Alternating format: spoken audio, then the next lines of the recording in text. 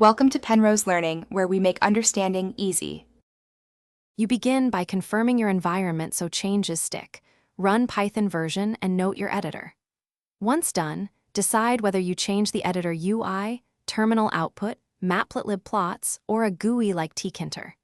Make sure to open the editor's settings or the specific config file immediately. Don't linger on installing Python. You'll need write access to configs and possibly to restart the app. This ensures your first actionable steps apply to the correct component and avoid wasted tweaks. You now make the detailed changes. In editors like VS Code or PyCharm, change font size and family in Settings or Settings. JSON and Set Editor, font size for consistency. For Matplotlib, set RC params font size or use PLT, RC context for temporary changes. This affects labels and ticks. For tkinter or other GUI toolkits, call widget.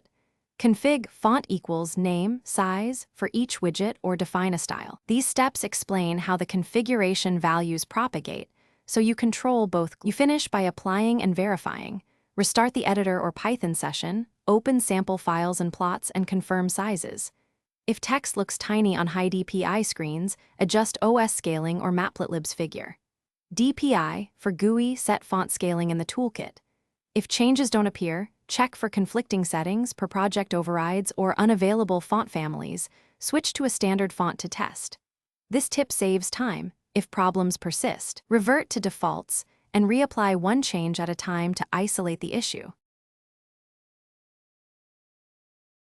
Thanks for watching. If this was helpful, leave a like and consider subscribing. See you next time.